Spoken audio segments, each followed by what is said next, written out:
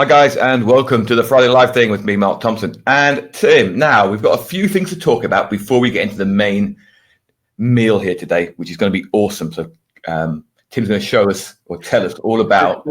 I'll stop you just for a second because you've marketed the feck out of this thing. And I have. Making me nervous that you've actually marketed this. Tim tried to claim to me 5 minutes ago that he had jet lag because he had a 3-hour flight last night. I pointed out that Portugal's in the same time zone as Edinburgh. Right, so the first thing we got to do, right?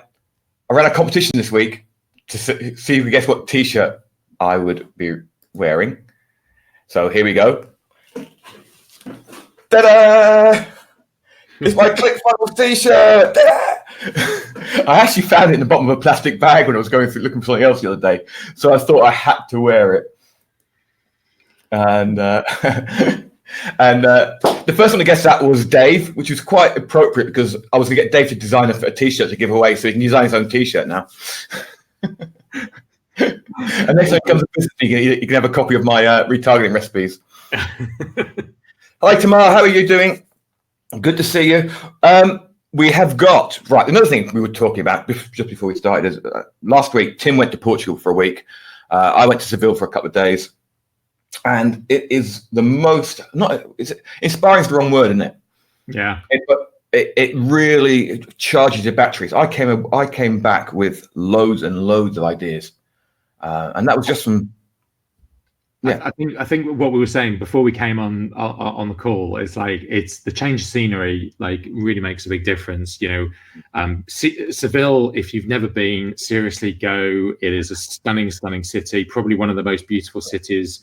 Don't park a car there. Do not bring a car to Seville. Don't try and park a car there. It's a bit horrific for that. But you drive a car. You can't drive a car in Seville. No, especially down the little back alleys. Yeah. Everyone I know who's ever been to Seville has lost a wing mirror. But no, we were talking about other places like, you know, where Sam and I were in Portugal. Like there's a place called Portimao, beautiful place, like the marina at Portimao. Just a great place to chill out and have a change of scenery. So it's been good for that. So I've come back with a whole bunch of fresh sort of mindset on stuff and fresh ideas on things. So yeah, it's good idea to do that. I actually signed up as soon as I got back. Signed up for a sort of post or content scheduling app. So I've got all ideas for social media posts. I can then turn them into posts and then schedule them. Ideas for content, do them, schedule them. Ideas for one video a day for 90 days or whatever. So I'm working through that at the moment. Right, so let's get to the main event. And in the blue corner. Right, so when we were in Seville last week, Tim was talking about his Facebook ads methods or system that he's now using. I mean, one of the first things he dropped on me was that last month he got more new customers last month than he did almost in the whole of last year. So basically now it sounds like you're getting enough new customers a day, or more new customers in a day than you did in a month last year, pretty much. In some cases that's true. You know, we set ourselves a target at the beginning of the year because we wanted to get more new customers, and I've been trying so many different ways. We do really, really well at actually getting customers come back for a second purchase, but we need to feed that beast. And, you know, I think it was February we started this process, and we're now at the end of June, almost July.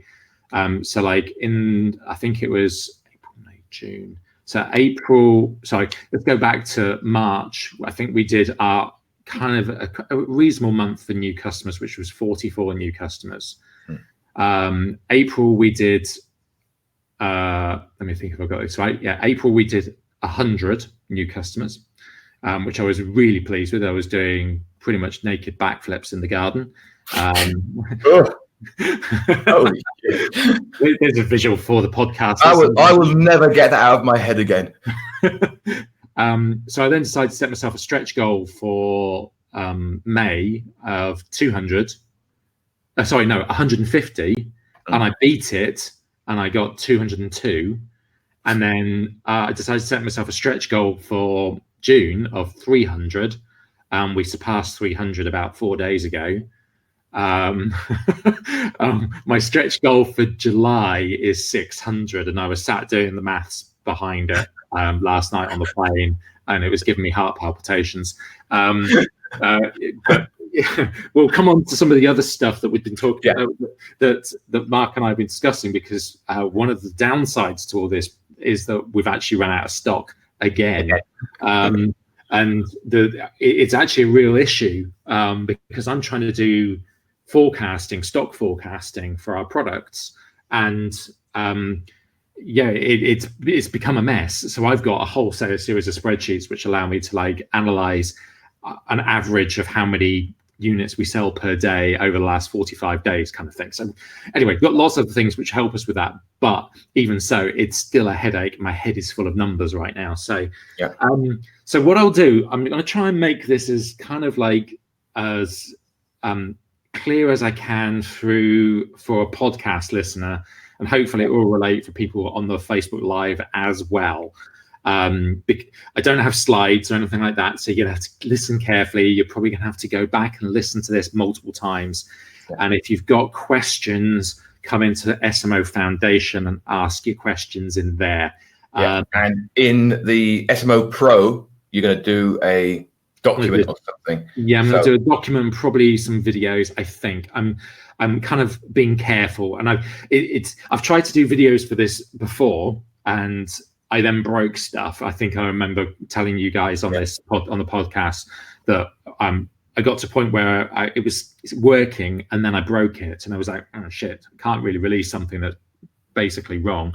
So this has been a trial and error process, and there's a lot of reasons for doing it this way that are kind of not obvious initially, and people might go, oh well, that doesn't sound right because such and such a guru says this and such a guru does that, says that. The proof is in the pudding. I'm scaling. That's basically all you need to know. It's working. So basically the system that I'm running at the moment has about 5 different parts to it, and I'm going to concentrate on the first 2. I'm taking notes as well. So the first 2 parts of this are probably the most important for most people, and this is where you're going to start. When I start talking about scaling, that's actually quite an easy part, because you should be in a position when you're ready to scale that you know the creative and you know the interests, and you just basically chuck money at it. Okay. Tamar's just asked, is this just ecom? No, definitely not. This is certainly, I'm actually working through a similar process on a second project. Thanks, Peter. I'm working with a guy, and I've been working with him for quite a while on a obstacle course racing guy I've been working with for about a year or so. And I'm doing the same process, but to get leads to then join his membership site. So that's basically a side hustle thing that I'm doing as well, but it's a real small thing. But it's an information product. It's internet marketing at its best, but it can be used for services as well. There's no reason why it can't be used for services to get leads, to acquire new customers for services as well. So it's not just ecom. However, a lot of the principles behind the stuff that I'm doing here are based around e-commerce, and you need a kind of a feedback loop of some description. So you need to know when either a sale is made or when a lead is acquired, and knowing what the value of a lead is. So without going into too much detail of kind of like, oh, well, you need to know your numbers, because we've told you that a bazillion times before. You need to know what your average cost per acquisition is. You need to know like what profit margin you've got, and ultimately how quickly you can get back to profitable. Like, how long does it take you to become profitable for a customer? So those kind of things are fairly obvious. We've talked about that a lot. So Facebook ads, very, very simple. We start off, and this is the bit that I kind of blew Mark's mind a couple of months ago with, was Facebook likes. So the first part of this system is actually growing an audience. Now, you can use whatever platform you like to grow your audience. You can do a Facebook group, you can do Facebook pages, you can do podcasts, you can do YouTube channels, whatever you like, whatever your ideal audience is. You're going to have an audience somewhere. I choose Facebook because that's where the majority of the like fresh meat is, in the most polite way. Great mind picture there for a lean greens product. Yeah, exactly. Yeah, fresh meat for a vegan product. So we run like campaigns. So we acquire people. We want to build our audience on Facebook, and there's a reason why we're doing this. We're doing this mostly for social proof, but also to kind of like. It's not necessarily warming up an audience or anything like that, because warming up an audience means you've got the offer wrong and blah blah blah blah blah. But it's a way of basically just building up an audience of people who identify with your particular brand. Okay, so we run a 2 like campaigns. We run a like campaign for about £5 a day. I'm going to talk about pounds rather than US dollars, so apologies for that, but £5 a day. We run a international English speaking like campaign. So we're targeting everybody like from India to Pakistan to US, Australia, another third world countries, Canada, Australia, all these kind of places. But just trying to find English speaking people. We target people with luxury interests. They must obviously be English speaking. And we've been targeting people who are engaged shopper behavior. So like within the interests part of like the targeting, I always make sure that I add on the engaged shopper behavior. So if you look under behaviors, you'll find engaged shopper. Or if you look into interest, if you start typing in engaged shopper, you should find engaged shopper. And I have that as kind of like as a qualifier. It's kind of like going, everybody who is within my audience, and they must be an engaged buyer. Okay, so it's like an and statement.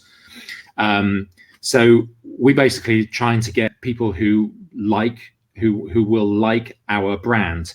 And the creatives for these are really, really simple, because on a like campaign, you can either do videos or you can do images, image posts. But basically they're 90 characters long on the description.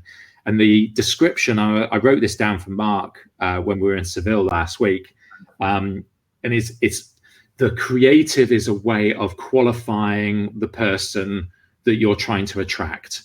So for us, for Lean Greens, we're trying to attract people who struggle to get enough vegetables into their diet on a day-to-day basis. We also are trying to get people who are, who think they're struggling with cravings, who think they're struggling with like appetite, think they struggle with willpower. So the text that we use is very simple. Struggle to get your daily veg, ? Like Lean Greens to conquer cravings and appetite without willpower. I'll repeat that again. Struggle to get your daily veg, ? Like Lean Greens to conquer cravings and appetite without willpower. That's all the text is. Basically, it's about 90 characters long. And it's a simple image or a simple video, kind of like creative. The videos generally are square videos. They're less than 15 seconds long for like campaigns. And I keep it really, really simple. And I'm trying to get, I do a lowest cost bid strategy. Don't go any deeper than that really. And for my international audience, I'm getting likes from anywhere from a penny to about 4 pence per like. Okay. And you actually didn't mention that your second like campaign is your actual target country. Yeah, that's what I'm coming on to. Sorry, yeah. So I then set up a second like campaign for around about 10 to 20 pounds a day. You can spend more. There's nothing wrong with that. Or you can spend less if you're starting out. Sorry? If you're starting out, you can spend less. Yes, you can start. You can spend £5 a day on both the international or the target audience. But same targeting as the first one, but it's obviously you're targeting your target country, your target geographic, and we're getting around about 25 to 30 pence likes at the moment, which some people go, oh, that's really expensive, but there's actually a bigger purpose to it further down the line. One of the things that we're going to be doing from July onwards is actually doing more to engage this particular audience a little bit more. Okay, so trying to recoup some of the cost of the like campaigns. But basically, we started doing this in February of this year, about February the 15th, I think I remember setting up these campaigns. And at that time, we had about 9,000 people liking Lean Greens. After 7.5 years of running Lean Greens, or 7 years of running Lean Greens, we had a whole 9,100 people liking our page on Facebook, which is not great. So now we have 32,500 likes on Lean Greens. Now, the reason why I tell you those numbers is it's more of it's a social proof thing. For people, when they visit the Lean Greens page, they see that we're not just some small company with 9,000 likes. We've now got 32,000 likes, but all of these likes, all these likers, all these people, because they've qualified themselves, they are not going to click like if they don't struggle to get their daily veg. They are not going to click like if they don't have problems with cravings, and if they don't have problem with appetite, and they don't have problems with willpower. They will not like our page. Okay, so we are qualifying people, the right people, to come and join our page. And what that means is that when we create the right content on our site, content to do with struggling to get veg, struggling with craving, struggling with like appetite and willpower, people will engage with those posts because they've already said that they struggle with those things. And that's really why we're trying to do it, is to try and get so that the posts that we're creating, the content that we're creating, the adverts that we're creating will basically, they will call out to the people who already like our page. Okay, so that's the first part. Okay, it will become more clear why the like campaign becomes more important as we go through this. But I say we run at the international like campaign at £5 a day. The target country one I think we're running at about £15 a day at the moment, and I'm thinking of increasing it up to like £30 a day, because there's no reason why I shouldn't. Okay, I don't do any gender or age like targeting at all, so it's everybody. I think I set it so I think I do have set over 25 years old, but even then, really, it doesn't make any difference, because it's the creative that is identifying the person. Does it make sense? Any questions? Hey, no, we got a statement from Peter though. The one question qualifier. This is awesome. Brain already on fire. Yeah. So the one question qualifier is exactly it. You know, it's the problem with most people's marketing. It's they're trying to attract everybody with a wallet and a pulse.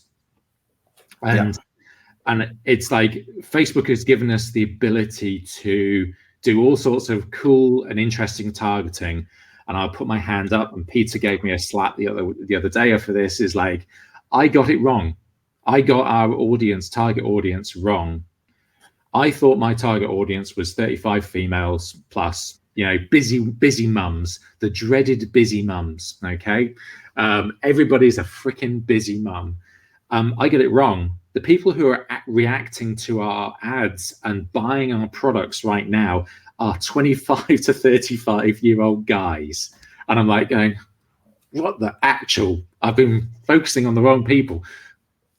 You know, set the qualifier, that qualifier question, that qualifier creative to attract the people that you want, the pocket of people, as Peter loves to call them. And it's like the pocket of people is not necessarily a gender or an age range or even an interest targeting. Yeah. It's basically they're identifying themselves with a problem or a solution that they're trying to find, or a common cause, a common community that they're after, that kind of thing. That's kind of what the qualifier question is all about. Yeah. So I mean, the thing is, you don't need an interest. You can just show it to everyone in the world if they were engaged shopper behavior, and you qualify them with your question. Yeah. So an interesting thing with the engaged shopper behavior, this is Facebook's Pixel doing its work across the internet. obviously Facebook knows when somebody clicks an ad and then goes and buys something.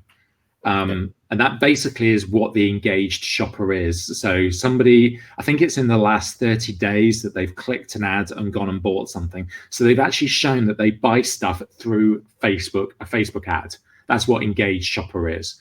And it's a quick way of kind of like eliminating all of the people that really just never buy on Facebook, because there's always people who will click on an ad but never buy something. You know, how this relates to selling your services and or like you know, selling information products and stuff like that, where you're making the sale offline, it's a bit more difficult. You might have to like I think there is I think there might be an equivalent kind of like somebody who adds themselves to a list, so they become a lead or something like that. I haven't looked that deeply because it's not part of my interest, but engaged shoppers is a good place to start for a lot of people who are willing to part with some cash. Yeah. Right. So that's part one. Yeah. Well, part one. Right. So let me summarize. I'm going to try and summarize everything in one sentence. I'm going to summarize that. So part one, use a like campaign to build a qualified audience. Pretty much. Yeah. And audience is all it's all about. You know, is it useful to show everyone in the world, even if you can offer your services in Australia? Yes, absolutely. Yeah. Social proof. Yeah. And this will become more clear as for this next section, because I was like, well, I don't sell my product in India. Why should I be trying to get Indian likes? And you'll see why in a second. Because ultimately, okay, I'll come on to that. So the second part of this is page post engagement campaigns. Okay, so page post engagement campaigns for me are about, they're essentially a test environment for creatives and interests. Okay, they have similar targeting to the like campaigns, and I also have an ad set where I'm targeting my existing page likers, and you'll see why in a second. So the idea behind the page post engagement stuff is basically to find ad creatives or creatives that are good enough to drive people to the next stage of the process, whether that's to click to your website, to browse an important page, so a product page on your website, to start a checkout or add to cart, initiate a checkout, or ultimately purchase. Okay, so the page post engagement campaigns are testing creatives and interests to see whether they are working with that creative interest combination to actually go forward to, you know, to make a sale ultimately. But it doesn't have to be just about making a sale. Ultimately, page post engagement campaigns, if you think about that as an objective for Facebook, Facebook is going, well, I'm just going to find everybody who engages with your content. I'm going to find everybody who is a page post engager, i.e. they click on an image, or they have they're caused to do a reaction, whether it's a smiley face, a tick, or a love, or whatever it is, or hate your ad kind of thing. It's people who engage with your content. It's also people who comment, and it's also people who share. So that's what the page post engagement objective on Facebook is all about. Okay, it's not necessarily there to make sales. So I don't ever expect to make sales through these campaigns, but they give me strong social signals and also other signals to say whether the interest and the creative is getting people interested enough to go forward to eventually buy. Does that make sense? Yeah. I'll fill in the details as we go on, but that's basically why we're trying to do this. Yeah. So basically your second campaign is a page post engagement campaign, and it's just a test environment. You're trying to see which ads and which images people go click, like that, or comment on. Yes, right. Absolutely. How much do you run these for? Okay, so we run generally 2 or 3 ad sets on these. We've got £5 a day for UK audiences, about £2 a day on international audiences. And we also run a third ad set, which is for page likers, people who are already liking our page. Okay. So there's a couple of reasons, what I'll do is I'll explain the creative kind of part of it, and then I'll go into some of the targeting and what we're going to do with it from there.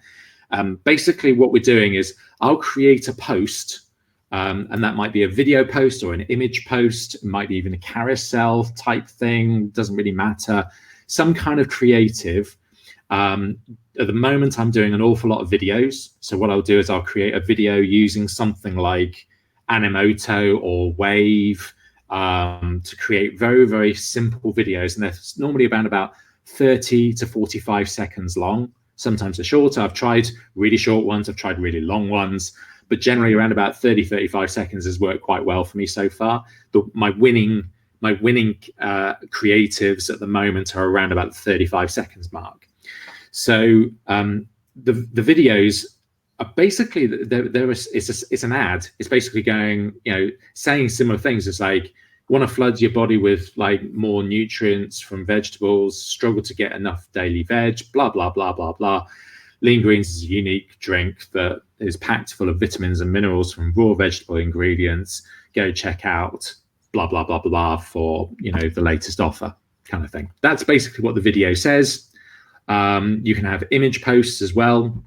I also put in a certain amount of descriptive text against it as well. And in the descriptive text, I'll have a call to action with a URL to send somebody to. I have that in the post. And I post it up as an organic post on Facebook. I don't create it as an ad or anything like that to start with. All I do is I go onto the page. If you go onto Lean Greens Facebook page, you'll see, if you scroll back through, we've not been doing so much recently, but if you scroll back through, you'll see some of the videos that we've been posting and the structure of them. It's really not that complicated. But basically it's an organic post first and foremost. Okay. So once you've created that post organically, I leave it up there for about 24 hours to get some organic reach, some organic interaction. So generally the interaction comes from the people who already like our page. So the people that we've already got through our like campaigns. So people will interact with it. They'll like or love or whatever. They'll comment, they'll share, all those kind of things on it for the first 24 hours. Normally after 24 hours, we start seeing a petering off of the engagement. So what I'll do is I'll then add it into my page post engagement campaigns. So I'll add it in. What I'll do is I'll go into the Facebook Ads Manager and I will use that post as the creative. And what you're doing is you're literally taking that one post and you're putting it in each of the different ad sets. So the international ad set, the UK audience ad set, and the page likers ad set. And it's the same post across all three. What happens is that all of the social proof that is on there organically is on all three ad sets. It's the same post that's being used. It's one post. It's not multiple copies of the same advert. It's all one post. So you're always using the social proof of that one advert or that one post, I should say. So we've got one post at the moment, a video post that has got something like, just double check. It has something like, just having a quick look to see if I can find it. This is where I can't find the actual post. That's the one that's got like 300,000 views or whatever on it, or something mad like that. Hold on. Give me 5 seconds. There we go. So we've got one with one of the videos that we've got running at the moment. There's 197,000 views, close on 19,000 clicks. 500 engagement kind of things, like the likes and all that kind of stuff, and 86 shares. We've got another one with close on 500,000 views, with 1,000 likes and loves and all that kind of stuff, and all the comments on there as well. We've got, like, I think I've got one which has got well over 500 comments on it now. I'll explain the comments in a little bit later. What if someone from your international likes wants to buy your product? Basically, tough shit. Really, there's not much you can do. We have people all the time asking us, oh, where can I buy this, or how can I buy this? And it's like, well, you can buy it from Amazon, from any Amazon EU property, or you can send us a message and with your address, with your shipping address, and we'll give you a quote for shipping. That's basically the only way we can do it. There's some countries we don't ship to. A lot of Far Eastern countries we can't ship to, but ultimately that's the only way that we can do it. And we do our best to engage with them, but we generally find that they don't. It's really not that much of a big deal. Out of all of those comments and all those likes and from international people, we'd actually get very few inquiries from people outside of the UK, because people realise that it's a UK-based company. So. Yeah, that's pretty much it on the creative side of things. Make sure you use the same post across all of your ad sets. And what you're looking for on these, when you post them onto these page post engagement campaigns, you're not looking for sales. You're not expecting to make your cost per acquisition target or anything like that. What you're looking for is click-through rate, add to cart rate, initiate checkout, in combination with social signals. Are you getting a lot of comments on it? Are you getting a lot of likes? Are you getting a lot of shares? Those are the things which tell me whether creative is actually engaging with people enough for me to take it to the next stage and to scale. And I'll be honest with you here. You've got to test a lot of creatives. I've tested something like over 20 videos before we found a winner and a second kind of half semi-winner. We've got a whole bunch of over 20, I think 25 image ads that we had running, image creatives, and none of them really worked for us. So we're pretty much running only video creatives at the moment. So you're going to have to create a lot of creatives. You're going to have to test a lot of stuff. But the thing is, you don't need that much data to decide whether it's a winning campaign or not. So, like, I'll look at I'll look at an ad creative and go, okay, well, that's received, say, 2,500 views, and it's only had one click to the website and add to cart. Create a lot of creatives. You're going to test making noise now.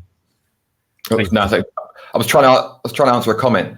So I turned on Facebook, but let's forget that. So really, you can test quite quickly.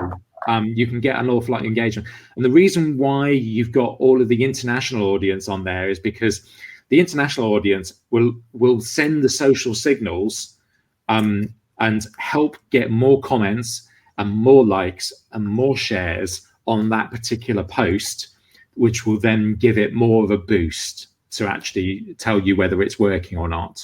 Okay, does that make sense? Yeah. The real key behind this is testing the creatives with lots of different interests. Now, the interest targeting that we're doing, and there's a reason why I kind of talk about creatives in one essence, and you have to like go away and create 20, 30 different creatives and like not look at any of the targeting or interests or any of that kind of stuff. You don't want to touch any of that stuff. Just look at the creative, because that's one side of your brain is creative. Then you've got your analytical side of your brain that is all of the interest part, like, who are you targeting kind of thing. So I'm testing a lot of different interests as well. So as well as the like the similar audiences to the like campaigns, so like engage shoppers and all that kind of stuff. What I'm doing is I'm doing lookalike audiences. So I'm testing lookalike audiences. I'm testing everything from 1% to 5%, 10% lookalike audiences for my target country. I'm testing everybody who likes luxury goods. So like if you go onto like the interest targeting and you type in luxury, you can find. So what I'm doing is I'm trying to find basically pockets of audiences that might be interested in our stuff. So with, the audience size, I don't try and get too hung up about it. As long as it's more than like 300,000 people in the audience, don't go anything more than about 2 million people in your audience. And, just test those different audiences against your creatives. So you're going to be doing like, okay, so if you've got 20 creatives and 5 audiences, 5 interest audiences, that's essentially 100 different tests you've got to run. You're not going to run them all at the same time. You're just going to run 2 or 3 of them and like see if they engage, see if they work. Run 2,500 people at that particular creative, and if it doesn't get any engagement, ditch it, move on to the next creative, ditch them, get on to the next creative, so on and so forth. And it's really, really dull. It's really not.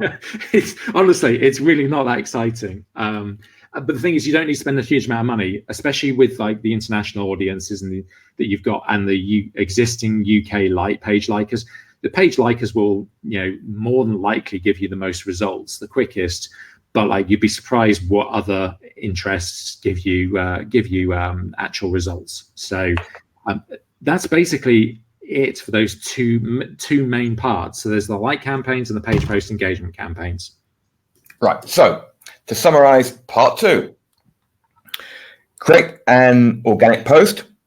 Yep. You're doing this to test creatives with page post engagement campaigns. You have 3 ads, your target country, your English speaking countries, and your likers. Must be an organic post. Yeah. So pretty much that's it. Play around with, you can look at, so you can get sort of really buried in some of the metrics with this, but the way I set up my dashboard, and I'll show this when I do the document, it's not, I'll answer Tamar's question very quickly. How long do you test for? It's not how long, it's how many people have seen, or like how many impressions that particular creative. What's the basic conversion rate of that advert? Yeah. So if 2,500 people have been exposed to that advert and it's been basically dead as a doornut, then like ditch it, ditch the creative, move on to the next one, ditch the creative, move on to the next one. And it might be the interest is wrong. So you go, okay, so like you've tried those 20 creatives with one audience. Now you've got to try 20 creatives with another audience. The thing is like, because you've got those international audiences, and you've also got the existing likers on your page, it doesn't cost that much. You could get like social signals and like signals whether the creative's working or not within a day. It really is that quick. But it's a process. It's a process of each day just going through and like going, okay, this creative with this interest, second creative with the first interest, third creative with the first interest, so on and so forth, 20 of those. And then you move on to the next interest. And I say it's boring as hell, but it's like you will find out pretty quickly whether what the creative interest combination is working. I mean, the whole point of this is to make sure that you have something that is working. Mm-hmm. And when you move on to the stage where you're making money, you've got a great audience. You've got an engaged audience who are eager to buy. Yeah. That you've got creatives that people are eager to engage with. And here's the thing with the creatives, and this is the bit that really shocked me. And it's like it's not fine numbers. It's not like, oh well, maybe this creative, maybe that creative. No, there's one creative that will knock it right out of the park. That will suddenly, it would be like a light bulb switching on, and all of a sudden like you get all of the clicks through to your landing page, all of the clicks through to the add to cart and to the checkout, the initiate checkout to checkout. All of a sudden you'll go, holy crap, that advert's really flying. And that's what it was like for us. It was like after about 15 videos, all of a sudden it was like, oh, wow, that one's working. Okay. send a bit more traffic to it, see if it works a little bit more, see if I can break it. So there's things like that. It's kind of like, and it'd be weird stuff as well. Like I'll create lots of different video ads or video creatives, and like I'll literally change the first slide or the second slide or the words on the first slide or the second slide. But the rest of the videos is identical, the text is identical, all that kind of stuff. And like, but one video would fall flat on its face and the other one will fly. So really don't get hung up on it too much, but it's kind of like, you've got to test those like macro things and those micro things. And it's like the micro things will be something that you just really don't think. And there's creators. I've got a creative that's running at the moment, and I know there's a mistake in it. There is definitely a mistake in it. I'm not going to tell anybody what the mistake is, but I know there's a mistake in it. But it's one of the ones that's bloody well working. So you're not going to change that, are you? So yeah, it's. Going back to the dashboard and the way that I display my metrics on my website on the Facebook ads platform is, I'll come to Michael's stuff in a second. The way I've got it is I'll have like some key metrics as the first part of the screen. And then what I'll have is like, I'll have like the first column says how many people clicked. The second column says how many people viewed the content page, i.e. the product page.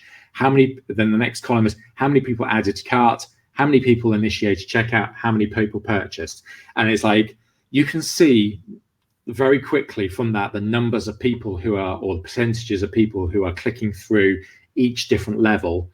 And when you see that, you'll go, okay, well, this creative is people are going further through the funnel than on this creative. And it is really, really obvious. You start seeing the numbers very, very clearly. So that's the first two parts to it. The next part that we're going to go into is scaling. Once you find a winning campaign, once you find a winning ad creative, an ad creative and interest combination. So this is where we move on to scaling. And campaign budget optimizer, it might send shivers down the spine of like many people who had ever run Facebook ads, because they're a bit worried about campaign budget optimizer. Campaign budget optimizer, as I've discovered, really only works if your budgets start with at least $50, pounds, euros, whatever, per day per ad set. So wow. Yeah. But here's the thing, and you kind of, before everybody switches off, by this point, if you've got to a point where you found yourself an ad creative and an interest that's actually working, chucking 50 quid at something for that first day actually shouldn't be scary, because you go, okay, well, because I know my numbers, I'll go, I need 2 or 3 purchases to break even or be better than break even on this particular ad set. And because of the way the campaign budget optimizer works, you can set it off at midnight and it will like fire into life. And like it may take 2 days for it really to settle in, but that's it. But the budget needs to be high enough. And right now I'm starting campaigns at £100 a day, and which I've never done in my entire life, and it scares the living crap out of me still. But I know that it's going to give me the data quicker. Anyway, so basically a scaling campaign is very, very simple. It's a very simple setup. Campaign budget optimizer. It's a website conversions campaign. So like the objective that you're going for is a website conversion. Now your conversion might not be a sale. It might be a lead. It might be something else, blah, blah, blah, blah. But ultimately it's a website conversion. That's what you're looking for. You decide what your conversion point is. So what I do is I'll once I've got that winning page post engagement creative and audience, I graduate that to a website conversion campaign. Be brave, £50 per day per ad set. You should now be super confident that creative is working. You'll know when you see it. Okay. I use campaign budget optimizer, so I set the budget at the campaign level. and I keep the age and gender super broad, and I just give it the interest stroke whatever, the interest targeting that we've got and the creative. Normally I'll put a maximum of 2 creatives into the ad set, so I'll no more than 2 creatives per ad set, and I'll generally only run 2 or 3 ad sets in a particular website conversion campaign. I'll try and keep all of the targeting, all of the different ad sets. I'll keep the targeting relatively similar. So if I've got a campaign which is basically a lookalike audiences campaign, for example. So I've got 0 to 2% lookalike audience, a 2 to 4% lookalike audience, and a 4 to 6% lookalike audience. And so that's 3 different ad sets, and I've got 2 ads per one of those ad sets. That's how I structure it. Very, very simple. You use the same post that you started off right at the very beginning. So you've still got all the social signals, you've got all the comments, you've got the likes, you've got the shares, all of that kind of stuff is all still intact. So that, we pulled across an ad that had already had 25 shares, 400 likes, and, whatever number of views it was at the time. Yeah, so we already had all of those social signals were already in place. Okay. Yeah. So yeah, that's and I'm doing that to cold audiences, and I'm running these. Basically, I start off at £50 or £100 a day, and I'm at the moment I'm not scaling because that's another story. But ultimately, once you're confident that it's converting, you just keep on scaling that bad boy. Here's the thing with Campaign Budget Optimizer: the scaling rules of the past don't really apply. You can actually just go, okay, well, it's £100 today. Boom, let's chuck £500 at it tomorrow. You actually don't need to scale it gently. You can go hog wild, but I wouldn't if I was you. I'd still scale at 20-30% a day and keep an eye on your metrics, because I'm a cautious bloke. But that's basically what we're doing with that one. Go on then. Sorry, Mark. No, what I was going to do is I want to actually put this in context, so it's not so disjointed for people. So yeah, right. So step 1, you're running a like campaign. Okay, this is the cheapest type of advertising that you can do on Facebook. Brand audience building. Yeah, so you're doing that to build your audience and to qualify your audience. Okay, step 2, you're running a page post engagement campaign, the second most cheapest type of advertising you can do on Facebook. And you're doing this to find creatives that resonate with that audience. Step 3, you're now doing the most expensive type of advertising, which is the website conversion advertising. But what you're doing that with is the social proof you've got from your audience. You're doing lookalike audiences from your social audience. Yeah. So you're using the first 2 stages to build this massive audience. You're then using Facebook's algorithm to run adverts to who they think are people most likely to buy. Yeah. Does that summarize it right? Pretty much. Yeah. It's go on. Sorry, we've got a question from Tamar. Does this work with lead ads? Good question. Lead ads, as in the technicality of allowing Facebook to capture the lead for you. Not sure. In theory, it probably does, because as long as you run the first 2 stages, yeah, Facebook's going to supposedly know who's more likely to opt in. The thing is because there's 2 types. Obviously, there's 2 types of leads that you can capture. So, you can do a lead ad, which is an objective for a campaign. So, capture leads is the objective, or you can do a website conversion campaign to your own landing page to capture a lead on your opt-in page. Those 2 different things. They're essentially the same, but and you're telling Facebook that they're the same, but they're not. Facebook has a different algorithm for people who are willing to pass their information from Facebook to you. If that makes sense. Yeah. So I'm going to quickly go through the two other steps that we've got with this. And we've got we've basically got a retargeting campaign. So a website conversion campaign for warm audiences.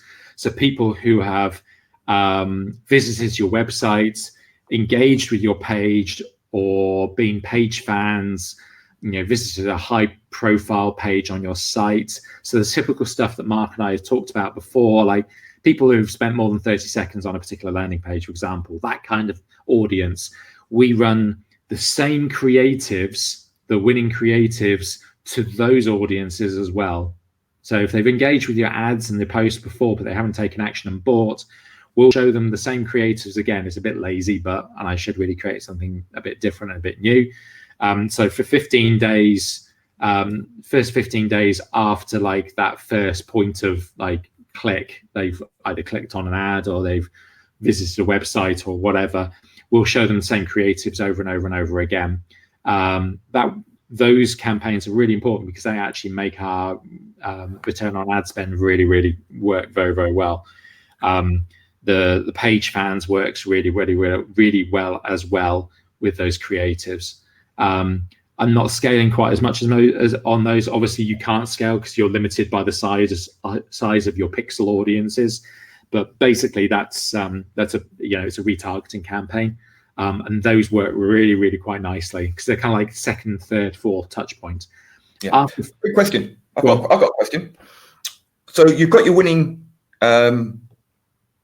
creatives. Yeah. How much do you change when you go to the website custom audience? Do you change the headline or just the body or stick the link in? Or is it exactly the same? Totally the same, isn't it? Because you've got the link in. You've got the link in from the first advert. So what I'm thinking here, right, is somebody, because you're running retargeting, so somebody's seen the ad already, so you're just re-showing them the ad again. Absolutely same ad. Absolutely same ad, exactly the same offer page and landing page and all that kind of stuff. You're changing nothing from stage 2 to stage 3 and stage 4. And here's the thing: is like I'm running. I should really qualify all this because it comes back to what Peter always talks about: is you've got to have an offer. You've got to get the offer right, and it's taken a certain amount of massaging of the offer to get that right, and the landing page to be right, and all that kind of thing. And it's taken. I was chatting to our good friend Michael Christen about this the other week, and I was talking about free shipping, and we stopped doing free shipping years ago because we spent something like £20,000 one year on free shipping, and it didn't make a difference to our conversion rate at the time. Now, what we've done is we changed the offer from being offer for £45 and you pay £3.99 shipping. And I was talking to my friend Michael Christen about it, and he was like, well, have you tested it? And I was like, no. He says, well, test free shipping and see if it increases your conversion. Funnily enough, it doubled our conversion rate.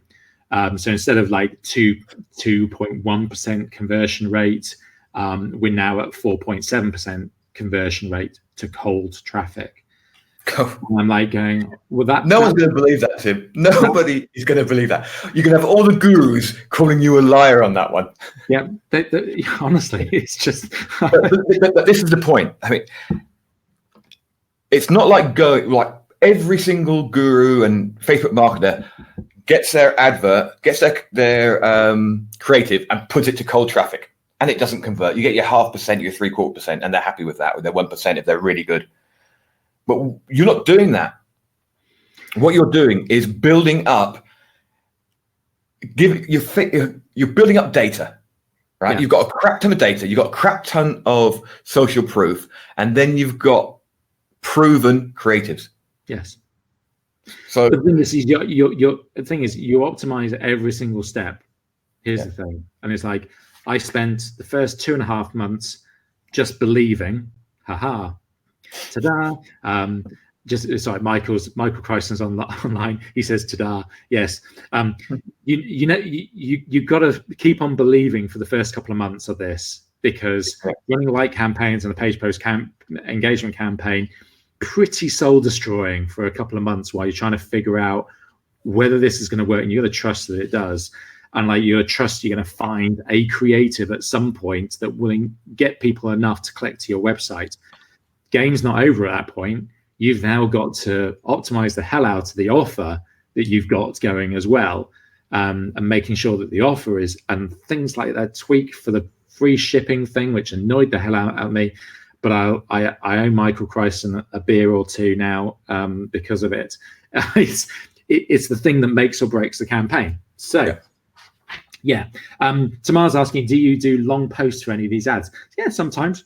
Yeah, I've got some of the creatives are like, it's a video ad, 35-second long video ads, and it's got like, good sort of 150, 200 words, like bit of description to it. So we're not sort of like creating 2 or 3 lines and that's it. It's like, it's quite in depth. Whether people read it or not, that doesn't really matter.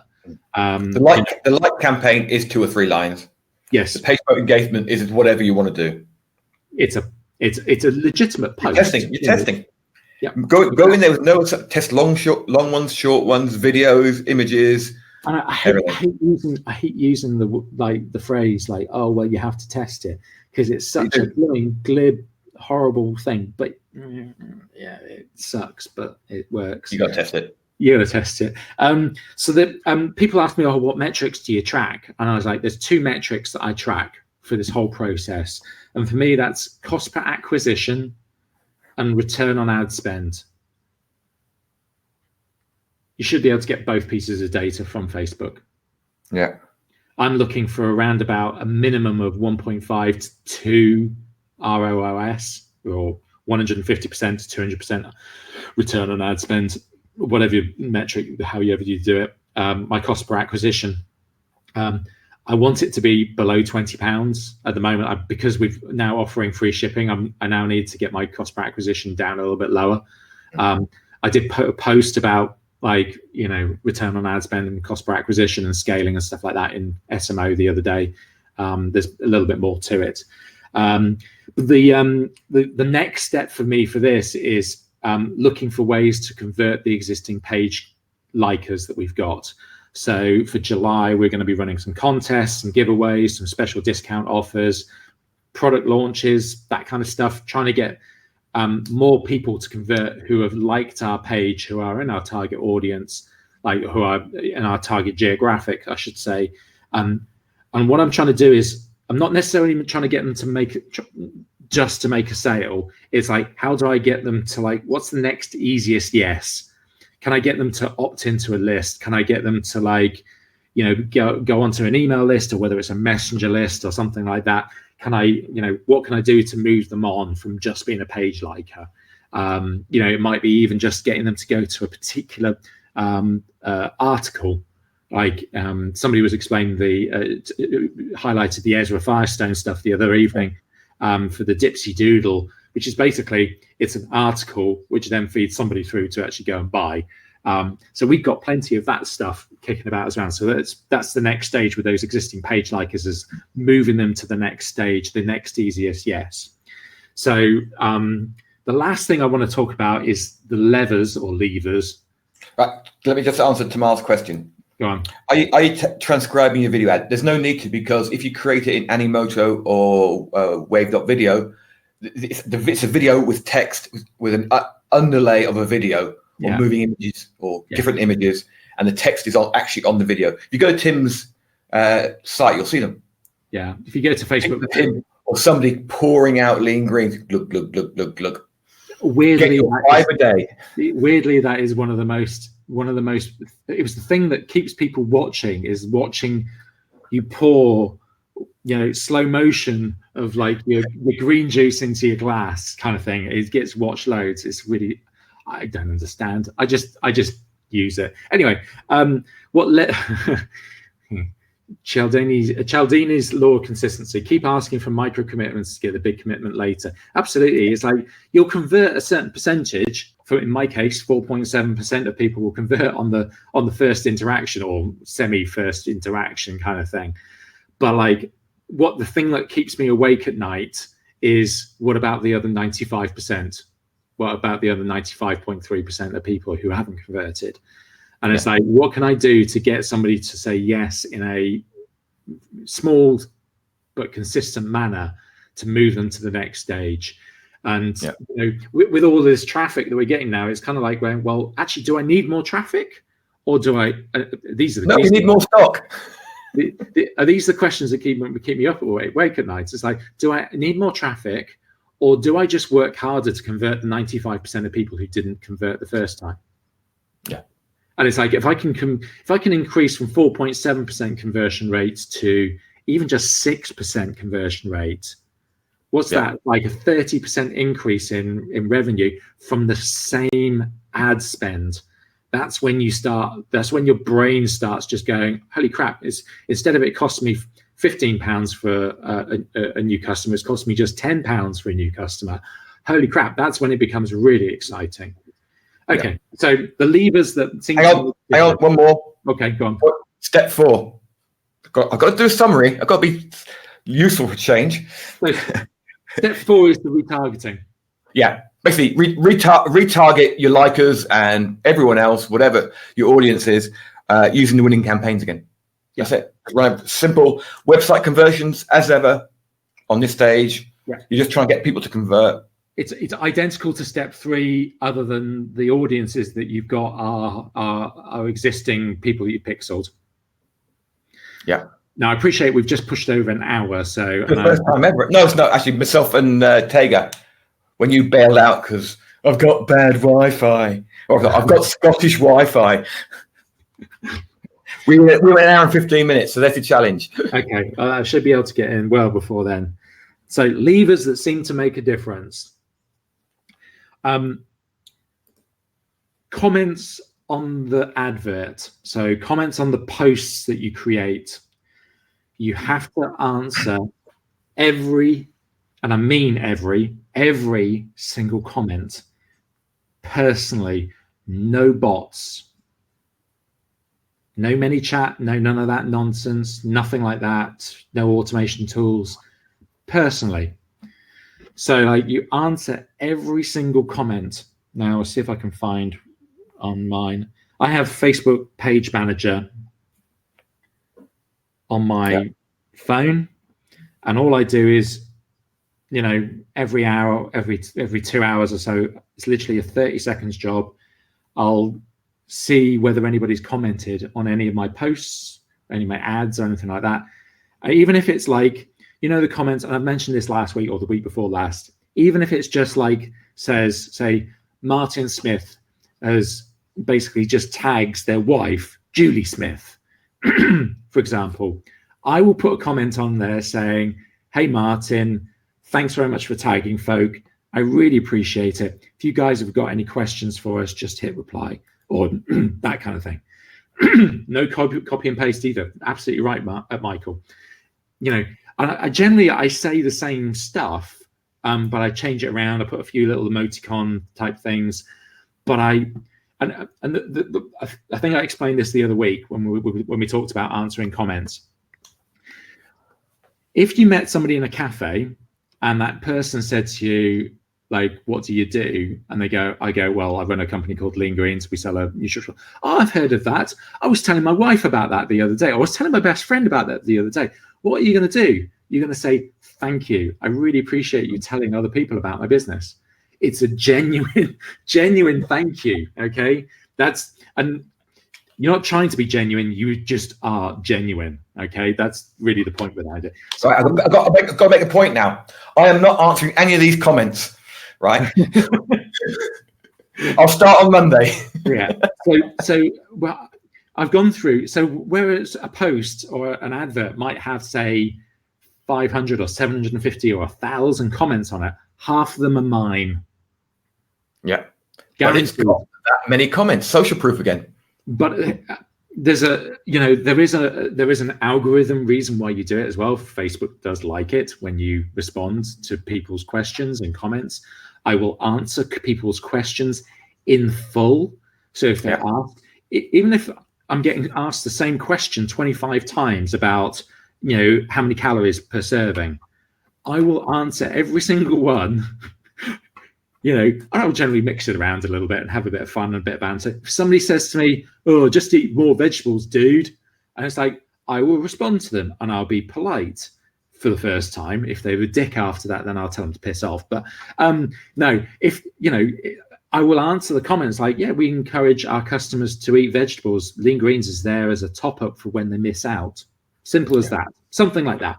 And I answer every single comment. I cannot stress this enough. So the second. Sorry, no, I'm going to interrupt you again because I like interrupting you. Okay. It gives you a chance to have a breather, and grab a mouthful of coffee. One of the points Tim made earlier was actually putting these posts as organic. Now, the comment thing is really important, because if you do a normal advert and you create the advert in Ads Manager, it is a nightmare. You can't see half the comments. You'll spend half an hour trying to find where the comment is, or try and find the ad, right? This means it turns up on your phone, in your feed, and it's easy to do. So that's why my new rule, which I'm going to write on my whiteboard, is never, never, never create an ad any longer in Ad Manager. They've always got to be organic first. There's some ad creatives you just can't do it, but you know, for what we're trying to do here, that you can. You know, one of the things with the page manager is you can actually sort. Let's see if I can find it. You can filter comments. I don't know what. I see it a bit at the bottom. It says filter comments, most relevant, newest, or all comments, and I basically tick newest comments so I can actually see. You know, you can see that person Martin Davies has asked, "Are they organic?" and I've already responded to them. You know, that's basically, you know, how I sort the stuff. It shows like on the bottom with the red dot thing, and like the one in the middle is the one for the comments. For the messages as well. So yeah, that's basically what I do. The second lever is answer every messenger question. So if somebody messages you to your page, again, no bots, no scripts, no tools. Answer every messenger question personally. Okay. If possible, thank every post and page sharer. You'll see an awful lot of people will share your post or share your page. You kind of have to kind of follow through like the process a little bit. You have to follow. I think you might have to do this on the desktop as well. And I've only actually managed to do it on the desktop. And it's like, you kind of like go, who shared my post? And then you go in and you can see, sometimes you can like, sometimes you can comment on the post that has been shared. So like, say for example, Jack shares my advert, you know, on his Facebook feed. Most of the time I can comment and go, "Hey Jack, I really appreciate the share of this post. If any of your followers have any, or any of your friends have any questions, just hit us up and I'll do my best to answer," kind of thing. That kind of thing. You can't always comment, because if you're not friends or if they've got their privacy settings a certain way, then you can't do it sometimes. But if possible, you know, comment or post or thank every post or page sharer that you get.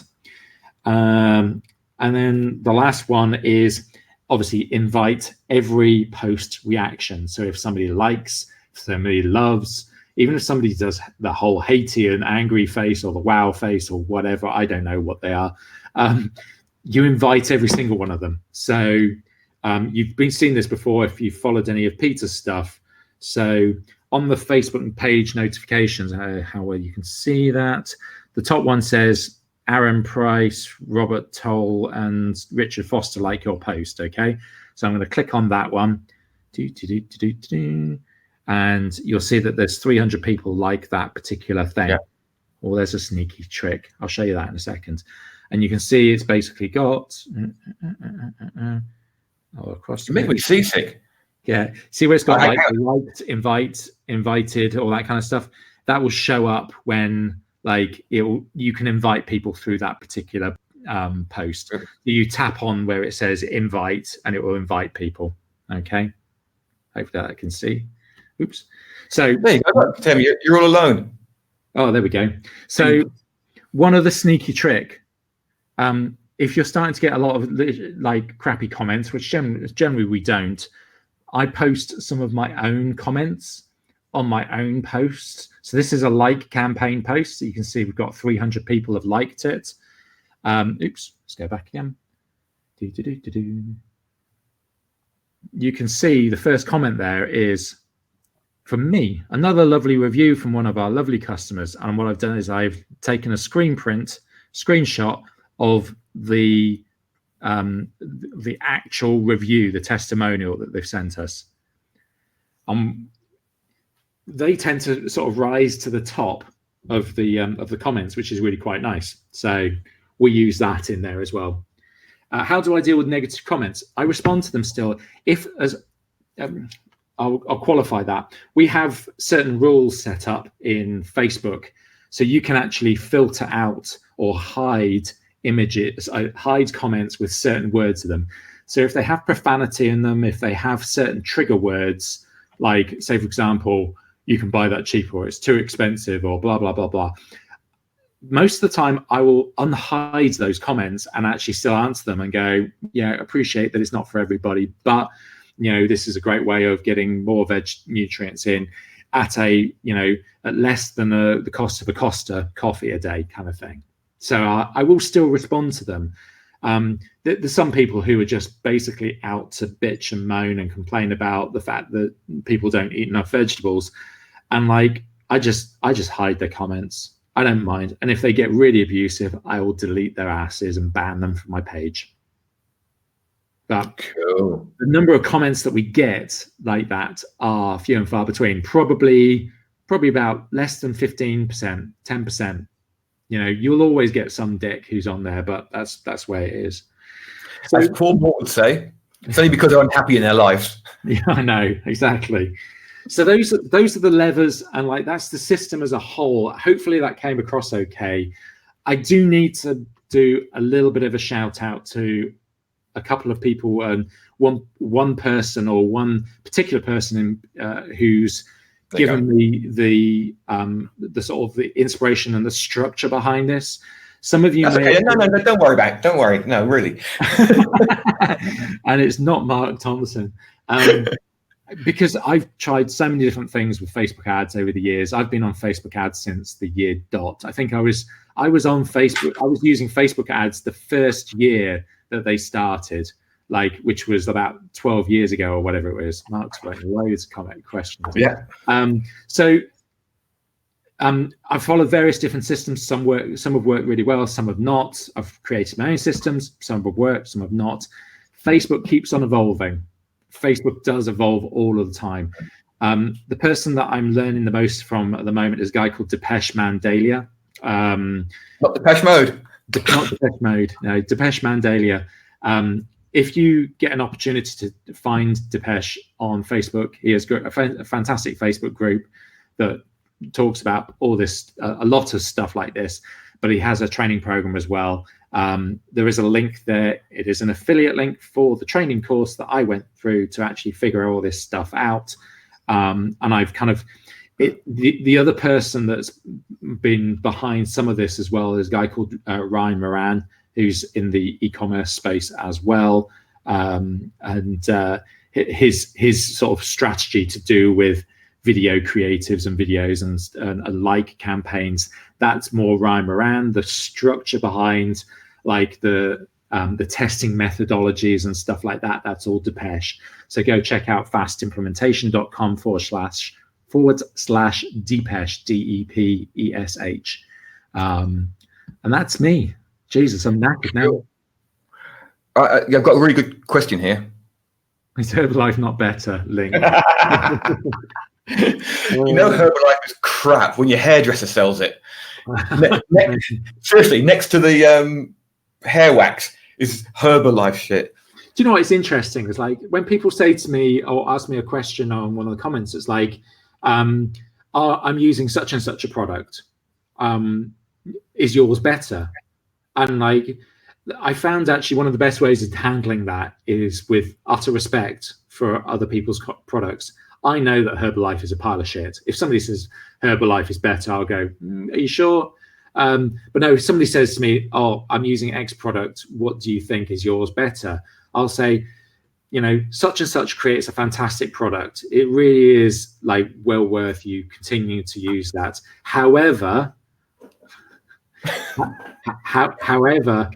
you may find that the taste of our product, which is our, you know, one of our main sort of points of difference, you may find the taste of ours a little bit more acceptable and easier to consume on a daily basis. That's it. And it means that I'm never really dismissing, you know, it's kind of like I'm doing the slightly passive aggressive kind of response, but, you know, I don't openly diss my competitors, but it's an interesting point though. Right, to summarize part 5, these are all little things that you can do to actually make things work a little bit better and ultimately get a better ROAS. Yeah, pretty much. So that is engage personally with every post. Anybody who shares a page, make it a point of thanking them. Yeah. And reaching out to them, and invite all commenters to like your page if they don't already do it. Yeah.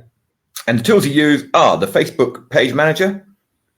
Yeah. Which just opened up on my phone, and you might have heard it a minute ago. Yeah. And just Facebook on desktop and campaign budget optimizer. Yeah. So like we have things like, you know, Animoto, obviously for video creatives, and Wave, Canva for images if you want to do that. Really, yeah, don't overthink it. It's the first, go back, honestly, everybody, go back to the first 2 parts. Those are the bits that you're going to focus the majority of your attention on. And it's tedious and boring. The like campaigns is one part of it. And I've kind of mishmashed like the stuff from Ryan Moran from the like campaigns to Depesh's testing protocols for the page post engagement campaigns. And the two combined together work really, really well. So those are the 2 that you're going to focus on mostly to start with. Once you find that creative stroke interest thing that's working, that's when you go full ball on the scaling, and that's where you start using campaign budget optimizer. But yeah, that's pretty much it. Do you know what? We should have done a webinar and charged $2,000 at the end of it for this. I know. Do you know what? One day we'll be marketers. I say I don't claim to be a genius with all this stuff. I just follow some simple sort of like guidelines from some very, very smart people. You know, yeah, you're not a genius, but you scaled from 100 new customers target to 600 in 4 months. 3 months, yeah, I know. It creates other problems, as we said. It's like we're running out of stock again, and you know, you start having to think about stock a little bit more. And my head is full of numbers right now, trying to figure out, you know, how quickly we're going to go through the batch that we're already sold 25% of. It's things like that where you go, oh shit, my brain is about to pop. And you know, even something simple, and this is where knowing your numbers inside out is really important. I was sat on the plane last night working out the numbers behind scaling to 600 new customers next month, and I was like, actually, the free shipping is going to kill us. I'm going to keep hold of the free shipping. I just need to be better. I need to improve the cost per acquisition. So instead of it being 20-ish pounds, it needs to be around about 16-ish pounds. And I know where I can make those improvements, but it's like knowing those numbers, it's like all of a sudden it's like, okay, well, if 600 people buy my product with free shipping, that's an extra, for us, it's about an extra 2.5-3 grand, which then puts us 2.5-3 grand in the red on the front end, which you can't necessarily recuperate within enough time. So it starts getting really important to understand your numbers when you start scaling up like that. Yeah. So yeah, if you enjoyed this, come and join the free group. If you really enjoyed it, come and join Serious Marketers Only. And if you thought it was interesting, please like the page. See what I did there? See what I did there, Tim? Like the page, like the post, like Tim. And we've actually got some questions. We've got some questions. Hang on. Go for it. Oh, coming from Peter. That's worth it. Thank you. Cheers, Peter. Cheers, Peter. Tim hasn't thought about that. It's like, honestly, as soon as I get off this call, I've got to call manufacturing partners and figure out whether I'm going to order 2,000 or 4,000 or 6,000 units next time, Yeah. So yeah, it's as Alex Ferguson would say, squeaky bum time. Well, that's the problem. Is like this is the difference between like a £23,000 bill or a £46,000 bill or a £69,000 bill, and then you go, holy fuck, I'm scared now. So and knowing, here's the thing, is like it's just knowing that you're going to continue to convert 2-3 months down the line when that product lands on my warehouse floor, so I can then go and pay for it. So yeah, that's the bit you've got to get your head around. So which is why people say good problems to have, but no, I genuinely, it's not a good problem to have. For me, this sounds like absolutely perfect for products, digital products, because you haven't got the issue. You record it once and it's there. And let me just scroll back, because Michael made 3 cracking points. Because the whole thing with information products is actually quite interesting, because you still have to know what your cost per acquisition is. You still need to know what your lifetime value for that customer is. How quickly can you liquidate the cost of the target cost per acquisition? So the same rules apply. But you haven't got that huge, massive outgoing of stock, and you're not going to run out of stock. So this is what Michael said: optional additional step for those who sell information products or lead, I would assume, lead generation. Yeah. Use this data and research a new product. Yeah. If you find something of great interest and has a depth of subject, you have a topic that you could be turned into a product. Yeah. Or a lead magnet. So just think of all the things that you've got in products and you've talked about in the past, and do it. When we met last Friday, I'm going to let the secret go now. We talked about this over a few beers and a few amarettos for people who like biscuit flavored flavored drinks. And we talked about it over breakfast, and we talked about it just before we left, sat in your palatial suite. Yes. And I walked away from that and I went, shit, I could do these live shows. I can't remember the journey back, right? So it'll be a 2.5-3 hour journey back. I can't remember any of it because my head was suddenly going, well, if I do live shows and then I can see what people react to, and I can get the stuff on the live show, and then all these sort of, not necessarily even live shows, but a daily video. A daily video will get the likes. A daily video will do the page post engagement, because I run the ones that start getting real like page post engagement. I can then use them for the adverts. So just think of how you can tailor this for your own needs. I think the bit which I want to kind of emphasize maybe a little bit more, having you say that now and what Michael mentioned, the audience is the key part. Yeah. The audience at the very top end, like you like campaigns or however advertising. However you buy or acquire that audience, I don't care where it is. It can be, I say, it can be on anywhere. That audience is key to then how the brand grows, because as Michael said, you can ask that audience, what kind of products do you want? What kind of products are you buying at the moment? How can we make those better? So at the moment, we've literally got home last night from Portugal, and we've got a whole bunch of posts. And one of the things in the post is a sample of a new product we've got coming, and it's like the product is perfect, in my opinion, but I need to now go out to my audience, and now I've got that audience, I can go out to them and go, we've created this. Is this of interest? Before I commit to like 10, 15, 20 grand's worth of stock, I've got that audience to communicate with. And it's like, I can launch new products to that audience. I can launch products on Amazon to that new audience. And instead of like sitting around waiting to discover, whether it's working or not, and just sitting on a whole bunch of stock that's not selling, you just go, well, you get people to pre-order, get people to pre-commit, to it, because you've already got the audience. The audience bit comes first. Yeah. And once you've got that audience, the sky's the limit. Yeah. I mean, because if you can convert 20% or you can convert 10% to your audiences, if you go from an audience of 1,000 people to an audience of 10,000 people over the next 6 months, well, you're going to convert 10 times more. Yeah, you don't need a massive audience, and that's you kind of get sucked into like thinking, oh, I need more people, give me more people, give me more likers. And it's like, well, actually, no, I just want more of the right people, and people who like my brand for what it is and what we stand for is more important than getting 1 million likes. It's like, you look at, say, Bulletproof, for example, Bulletproof Coffee. If you've not heard of Bulletproof Coffee, where have you been? Jesus. But Dave Asprey, the guy created a mold-free coffee, okay? A mold-free coffee, there was no such thing as mold-free coffee. There was no search volume. There was no Google search trend for mold-free coffee before David Asprey came along.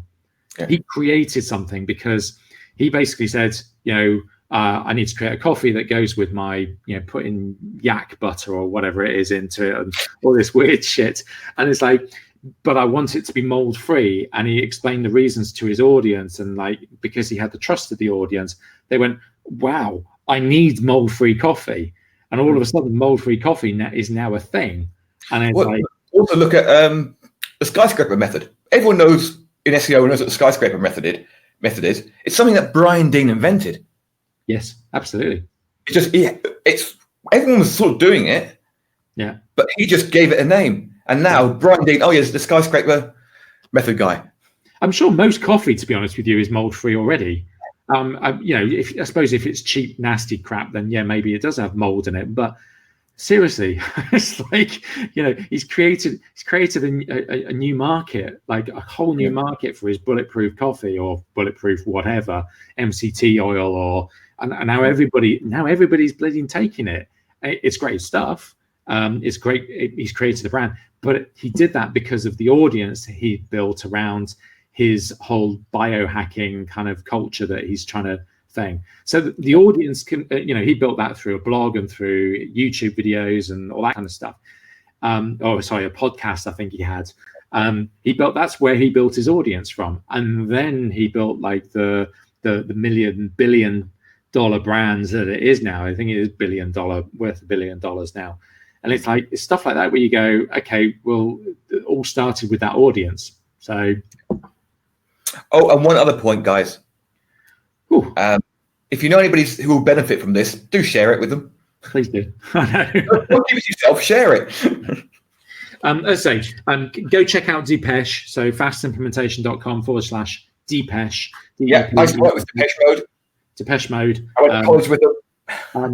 He's an English bloke, and is really, really switched on. Has direct line basically to Facebook as well. So he's a very well respected agency, as well as, I know we love the agencies, but he has he's very well respected in his field for no bullshit with his stuff. So it's really, really cool. So that was it. That's me. I'm done. My voice is gone. Yeah, thanks, Tim. I mean that from the heart, mate. I really do. Thanks for sharing all this. I don't know anybody else who'd share this shit. That's right. So without a $2,000 price tag.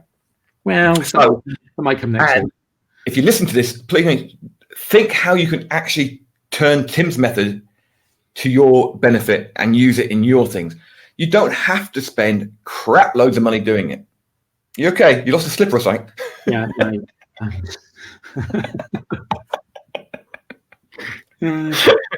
Right, we're going stir crazy. Can you see on my head? I've actually got like.